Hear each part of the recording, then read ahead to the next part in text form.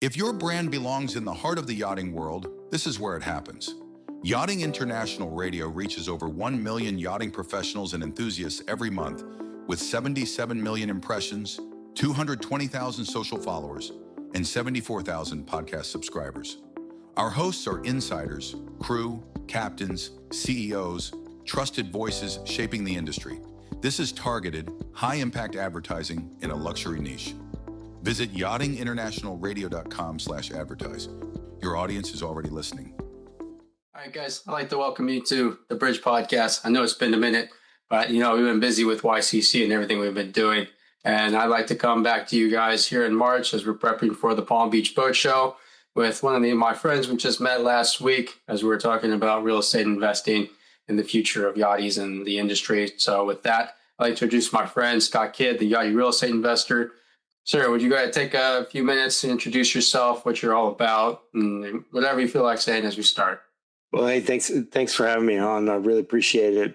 I'm Scott Kidd, Yachtie Real Estate Investor, the Yacht Captain Investor. We've been doing the Yachtie real estate stuff for quite some time. Been a yacht captain 20 plus years. I've been on the yachts 25 plus years. Love it. It's been a great industry for me. It's opened up a lot of doors for me. Got me to eventually to real estate, and now we're doing real estate development and launching a fund. So it's a lot of exciting things happening. And when did you first start your fund? Can you go in more detail? Because I know you said you've been the captain and in the industry for 25 plus years. I know the vessel you're on, it's a very successful charter program.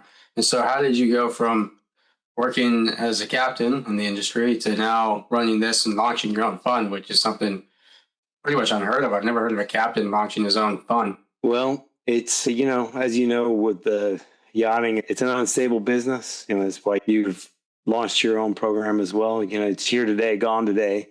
Go from hero to zero, same day.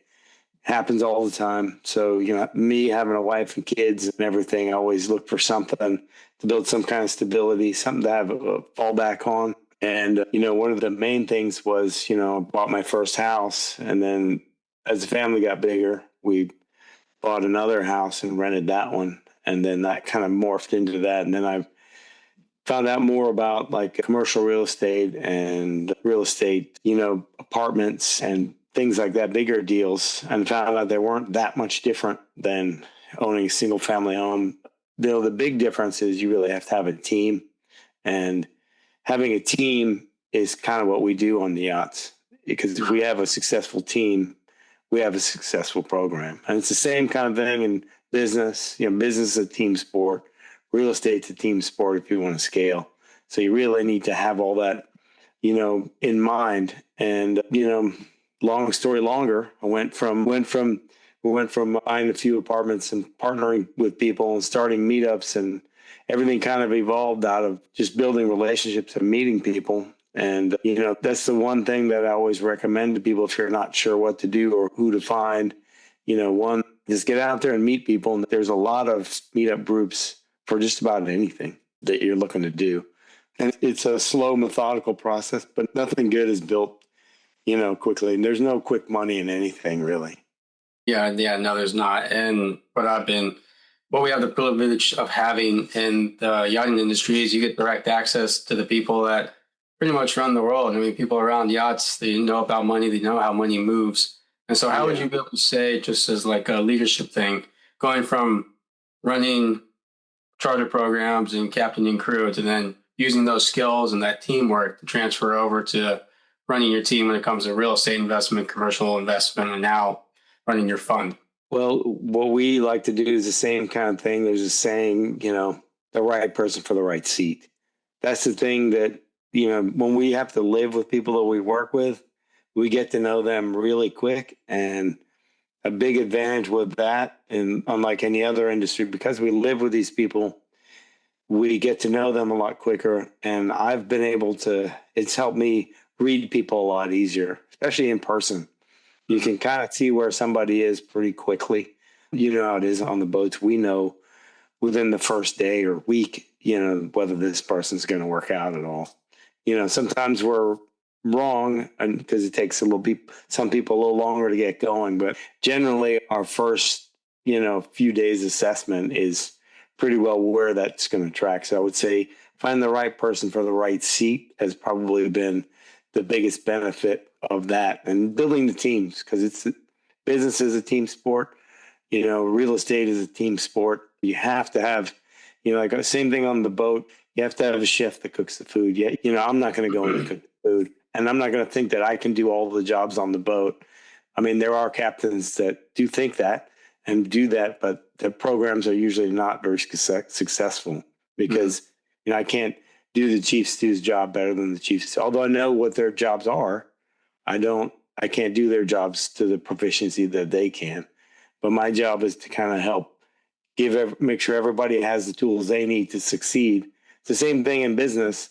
A lot of times, because I'm not the senior in the fund or in the real estate deals, because I'm working with people that have 35, 40 years of experience.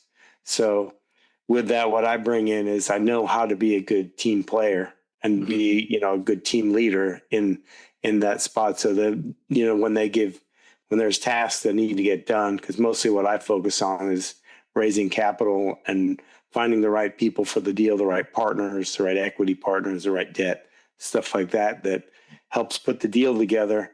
I know that, like, if somebody else is struggling, I can see that kind of right away and kind of jump in to say, hey, maybe they need a hand with this. Maybe they're trying to underwrite the deal. Maybe I jump in and help out, or find somebody who can, because that may not be my area of expertise. But being a good team member is, in any career, is a great asset. Yeah, I also think it is in that leadership role, like you as a captain, of course, being able to support your team players, know that they can handle the role and that we all come together as a unit. Because even in my business, it's like you have other people that are doing their jobs, they have their lane, and it's what can I do to help support you if it's lagging behind or there's something that's bothering you, is I can come up and I can help support you in your day-to-day task or whatever might be bothering you. And plus, it's like, how would you feel? Because I know, at least for me personally in my journey, taking the step out of just being in yachting, and you're the captain, and I've just been a mate and engineer, but how did you go? How did you find breaking into that real estate industry? Because I know it's difficult going into yachting, and then you went from yachting to being a captain to now you're going into commercial real estate deals and running your own fund, which is an entirely separate world. Yeah, it's, it's one of those things where, I just kept learning and meeting more people and kind of realizing that, these other people, they're just like me. They're doing, buying these apartments. Okay, well, I have a partner that we own a 13 unit together with a couple of other people. I remember her saying hers was one of the first meetups I went to that was like, wow, no one's trying to sell anybody anything. They're all just kind of, helping each other out, getting to know each other and seeing where, who needs what and everything. And she said, well, if they can do it, I can do it too. And I said, well, okay.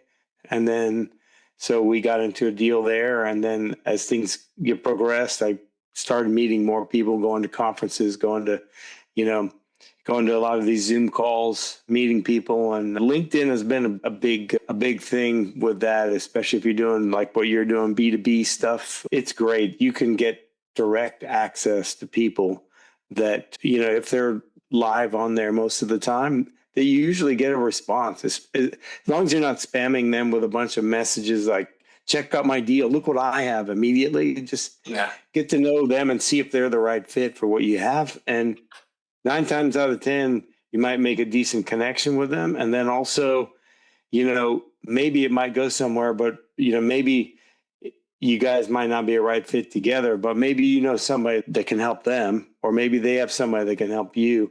And it just kind of builds from there. And, the meetups have been really good, and just building those relationships. And as the relationships got bigger, I kept meeting more and more people that were doing things like doing more commercial deals that were bigger. And I was like, well, if they can do it, I can do it. And a lot of them told me that. And a lot of these people will tell you the mistakes that they've made. And that is a big tip, is like, if they will tell you what they messed up, it'll be easier for you not, okay, I won't do that, because you see what struggle they went through. And then, met a bunch of people that were having funds. I joined some fund groups and stuff. And, luckily synced up with a friend of mine that I've known for 5 or 6 years. He's always wanted to get me into development. It's been almost 2 years now. We've been together working on these development deals, and we've been working on launching the fund for a while. And it was just a matter of meeting other people. And, I heard something in the beginning that people told me was that, hey, the bigger deals are easier to put together and it didn't make sense to me, but it kind of makes sense with a lot of things because it's where a lot of the larger money groups, like the people we work for, that's the space that they play in. And they usually don't have, most of those are kind of private deals where just a few players put in, like if it's $100 million or $500 million deal, if the equity is 200 million, somebody might bring 150 of it, and somebody else is doing the debt. And then there's a few other pieces in there. So it's just a matter of just keeping out there and meeting more people. And I get pretty excited because more people I meet, the more things I see that people are doing. Like I see you launching your thing. I get excited about that.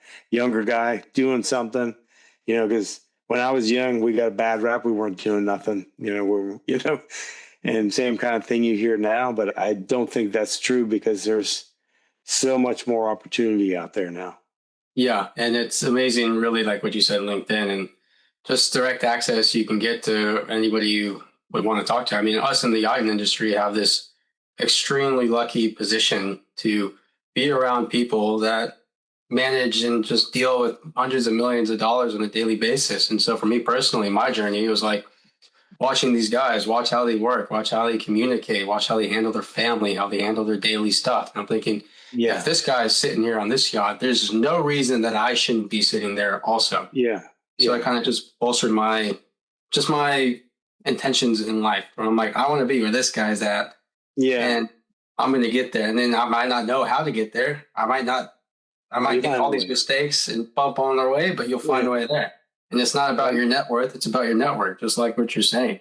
Yeah. Your network is your net worth. And the things that I've learned from a lot of these guys is a lot of times they'll tell you exactly how they did it or didn't do it and their mistakes. And, we are working directly for these people. And a lot of times, if you just listen, they will give you some things that will probably change your life.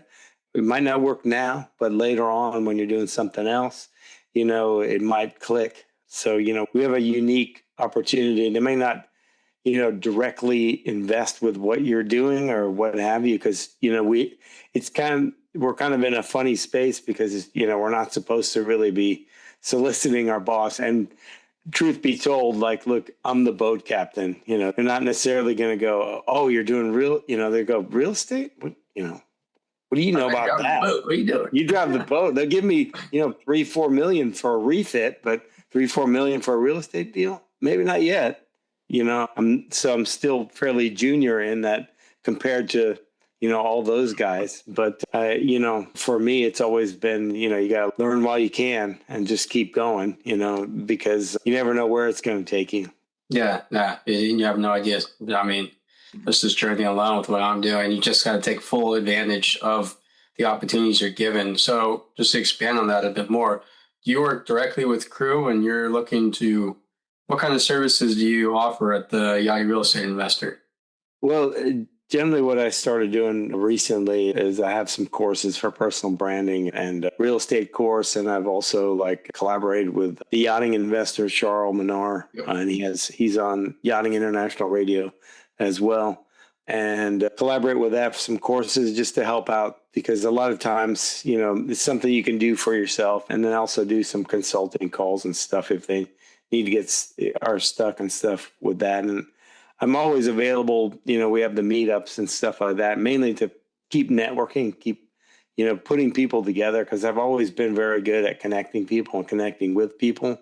A lot of times that's always that, it's who you need. It's not learning how to do something, because learning how to do it, and that's a great book, by the way, Who Not How, is always find the who first rather than figure out how to do it, because finding out how to do it, you're probably going to be much less proficient than that who that knows how to do it, because that's all they do, and they might actually love doing that, And so also we're launching the fund, and there's a lot of opportunities coming up where we can, we can all work together, partner together. And I'm always available also to help people on their real estate journey or business journey, because I like seeing, like I was telling you, that, like seeing people doing things that are changing things. And like your tool, for instance, it's going to save people a lot of time, which on the boats, time is one of those things that, a lot of times we don't have that. We sacrifice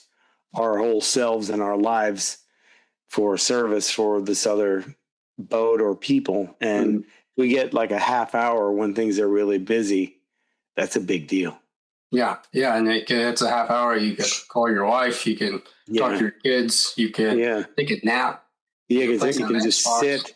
Yeah. You can sit on the bow, watch the sunset. You can take a walk down if you're at the dock, take a walk down the road, just to clear your head, or even just, walk off the boat. Because a lot of times we are in some really nice areas, nice places, so it's, a fairly unique business that I think that, a lot of people, it's not for everybody, but a lot of people watch the TV show and think that it's going to be like that. But, truth be told, there are some situations like that on on boats. I've been on some of the boats where it is, but I would say, like any other reality television, it's a microcosm of, 10x of what can actually happen. It's a little more drama than we like.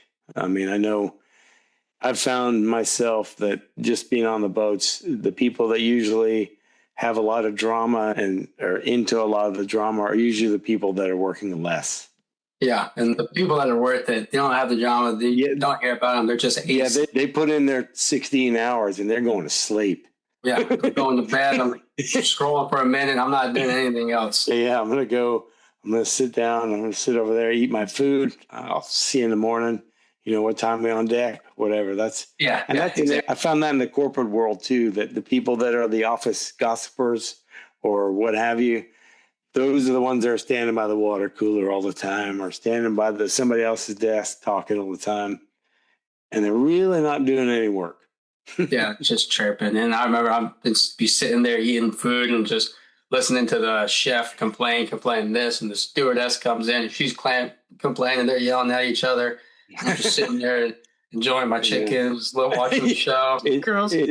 That's one thing that I recommend to all the crew, just to stay out of the negative thing, because it can spiral pretty quickly. Try to keep yourself positive and keep, raise your hand if you need help. That's the thing too. Don't buy into the fact that a lot of times people will kind of give you a little bit if you don't know what you're doing. But hey, we were all there at one point, and we're still there sometimes in a lot of things. It's okay to put your hand up. It's okay to ask for help. It's okay. All of it's okay. As long as you're not doing anything malicious or, trying to hurt anybody, then feel free because to also ask any questions you want. If you're not asking questions, you're not raising your hand, we do dangerous things. So someone says, hey, can you grab the tender? And then you're like, yeah, cool. I got it. Yeah. And you're pulling alongside and you got 20 knots of wind blowing you across onto the boat, and then you're trying to pull a song alongside. Yeah. You don't know what the hell's going on. Stuff can happen. You can get hurt. You can damage the boat. Especially say, no, I can't do this. Let me do something else, and make the bosun or somebody to hop on and take care. Or hey, I don't know how to do it, but can you show me? Or can I help you do it so I know how to do it, and show me how to do it? And anyone that is a good active leader will whether it's the chief officer or the bosun or the chief stewardess or whatever, if they're okay with teaching you, just grab onto that and just, hey, what else, hey, is it okay? I had one guy that he had never driven the tender before. And I said, okay, well, every day at 4, we're going to take, he was a deckhand, and I never let him touch the boat. And I was like, okay, every day at 4, you're going to drive around for a half hour, an hour. And, my friend was the captain. I was kind of relieving him and helping him out. And he said, I don't care how much gas we burn, but I want to make sure that he knows how to drive the tender. And I was like, okay, sure. And so I taught him, and now I think he's got his chief I think he's got his OW chief mate. I think he's got a 500 ton, I think, or something like that. And he's going on. He's doing pretty well. So I do need to reach back out to him because he's a good guy. You know, we need to good guys. We need to all support each other. A lot of times we things fall by the wayside, and we need to check in more with each other because he's probably fine. We always say we're fine, but a lot of times we're not. Yeah, it's nice to have that community to where you can just reach out to a brother, especially in this industry. You can get so busy, but when you get to see your friends and reach out, just say, hey, you good? Like I have friends call me, I haven't seen in years, and they're just checking in to see how we're doing. And that's really important. And then plus, you know, like asking those questions and not being afraid to not know something. Because I mean, it's taken you from starting the industry, becoming a yacht captain on a successful charter vessel, to then starting to investing in real estate, to now running your own fund, which is all being the captain on the boat and while also having a wife and children. I mean, that just doesn't come naturally. That's something that you develop over time. And you're okay to not be okay or good at something because, you know, every single day you can just get a little bit better. And and as long as you're learning and stuff, you know, I mean, yachting and stuff has brought me to a lot of different things that I never even thought I didn't even know it was a job, really. I mean, I landed in Fort Lauderdale with $20 and I didn't really know anybody. And I knew if I get back to the States, all I got to do is work and everything will be fine. I'll just put my head down, I'll work. You know, that year I'd lost my business, got laid off from my tech job, which I didn't really like very much. But so it was kind of a blessing in disguise, really. What I thought was a pretty tumultuous, terrible year. It ended up being probably one of the best things that ever happened to me. I didn't go through that, I wouldn't have gone to Fort Lauderdale, wouldn't have started a yachting career, wouldn't have met my wife, wouldn't have met kids, you know, but everything would be completely different, you know. It's one of those years that defines a man. Yeah. And it's, you know, I can honestly say it just keeps getting better. And you know, I still have my moments, but, you know, I got nothing to really complain about. You know, that's what I try to tell a lot of the crew, younger crew, older crew, that if they're complaining about stuff like, look how we're living. Like we're living as good as the 1%. We're on their yacht. Yeah. In the Bahamas and the Caribbean.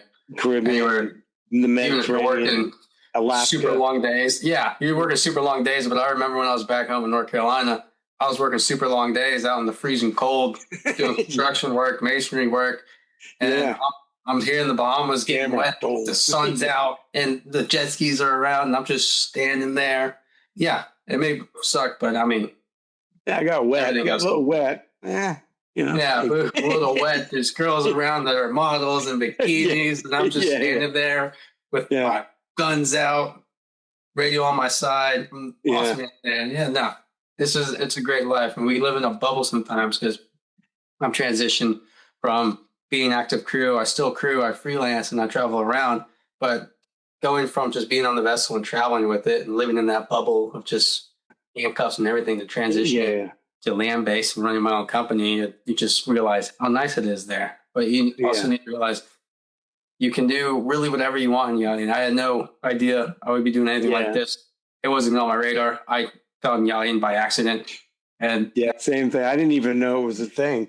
Neither did I, man. I was in North Carolina, rope guide and hiking guide and camping and climbing. And then my uncle told me I could work on yachts. And I was like, huh? You can travel and work on a boat? All right. Yeah, let's see what happens. And now look where we are now. I just wanted to ask a few more questions. How would you say, since we've gone into in depth in what you do, your long-term career, everything that's led to this moment, how do you balance that sort of stuff? Because I know as yacht crew members, you get thrown so many different things and people are trying to improve how they operate, how they deal with their careers and get away from the traditional sense of being a yachty and see what can this career take me to. So how would you say you balance everything? I would say that a lot of times I'm really out of balance because I have a tendency to kind of go all in on whatever I'm doing, but I've learned to kind of, you know, schedule my family first and stuff. And those are like non-negotiables and stuff. So, but I've found that if you find purpose, if you live with purpose, the balance comes, or if you're doing something that's purposeful to you and it's your why, it's not really like work. You're doing it because you're passionate about what you do. I mean, I love yachts, love real estate. I mean, it's one of those things where I get to do two things that I really love, and I'm going to stay on the yachts and keep doing it until, I'm sure one day I'm going to wake up and say, okay, I'm done. It's happened with other things that I've done in my life too. I'm sure at some point it'll be all right. I'm not doing this anymore.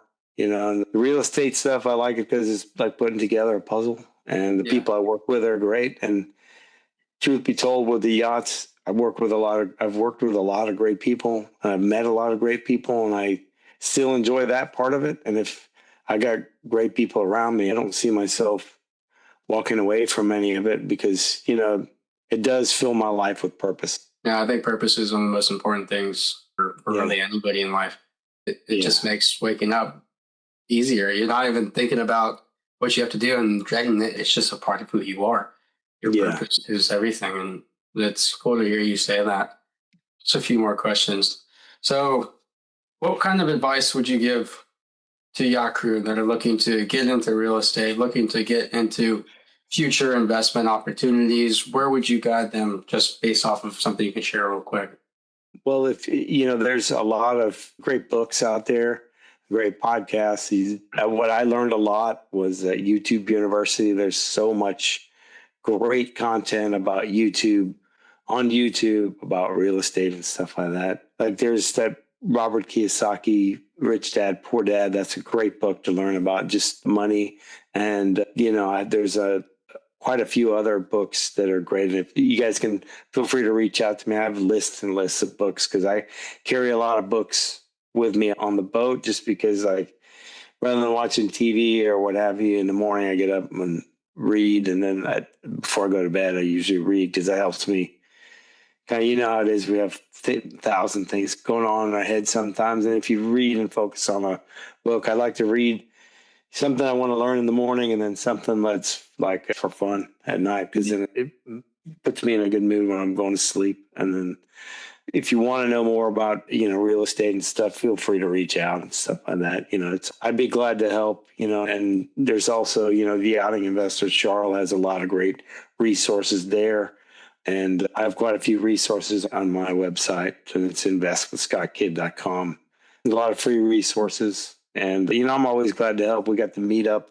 Just come to the meetup. Don't feel intimidated. It's not just real estate people. It's business people. It's other yacht crew, and it's open from novice to expert. There's no charge.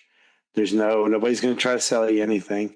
If they do, we usually tell them to politely leave because it's not a pitch fest or anything. There's other places you can go for that. But it's more you want to, with any kind of business, you want to build the relationship first. You want to meet the people and see if you link up and sync up. And, it's like, hey, I really like what they're doing. That's pretty cool. They want to find out more about that. And, I would say, learn about a bunch of things until you find what you think that's what you want to do. Because it will evolve.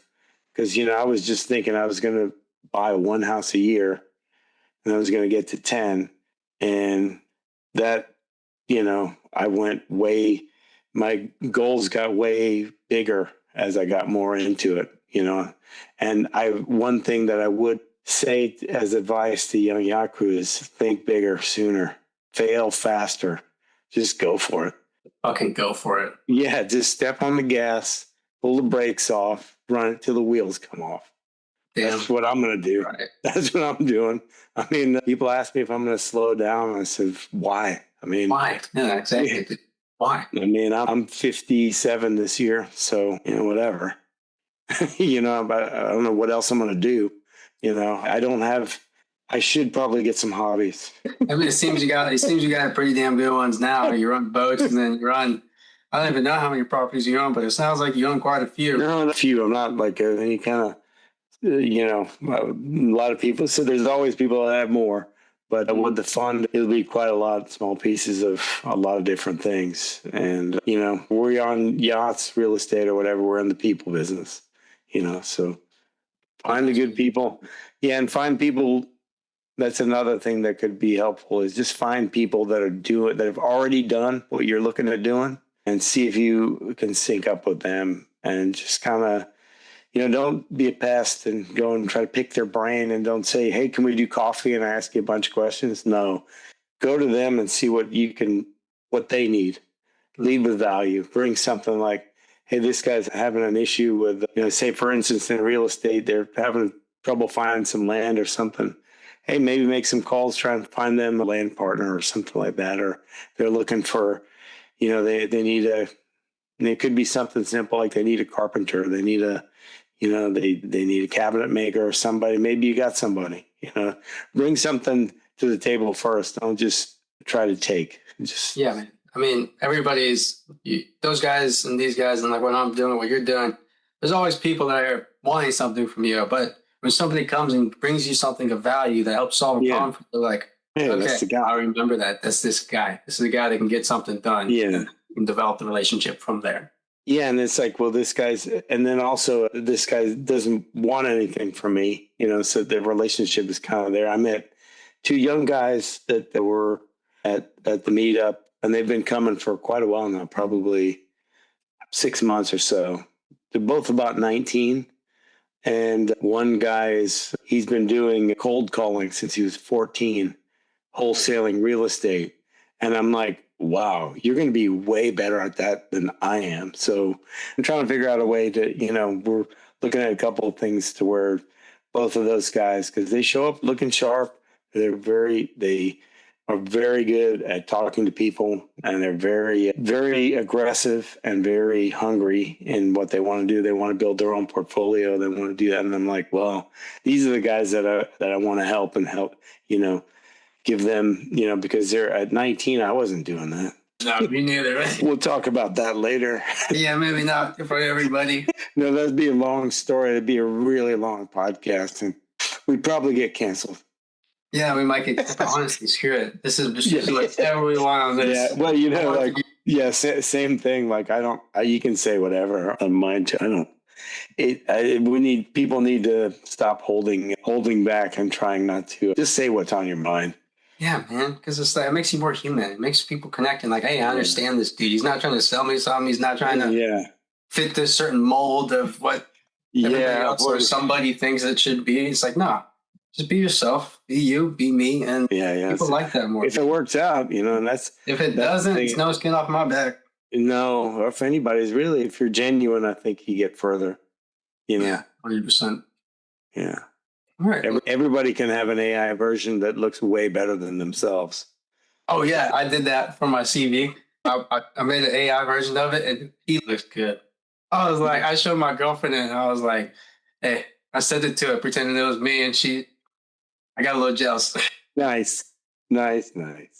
Well, I just want to say thank you for coming on. Any last remarks, links people can find you at? We're going to put everything in the description, but just for if anybody wants to find me or wants to learn more about what we're doing, investwithscottkidd.com. We have our podcasts on there, the Yacht Captain Investor podcast, the Inner Compass podcast, and the crew check-in that I would do with Captain Liam. And, we'll soon have our fund up there and everything else, and look forward to talking and meeting with more people, and if you just have stuff that you're struggling with or what have you, feel free to reach out to. Yeah. It's always a helping hand out there, everybody. Well, thank you again, Mr. Scott Kidd. I appreciate you coming on. Yeah. Everybody, thank you. I know it's been a minute since we've been posting these. I just wanted to say I'm back. And thank you for watching The Bridge. I'm your host, Alex Seegers. This is my guest, Scott Kidd, Yachtie Real Estate Investor. And take care, everybody.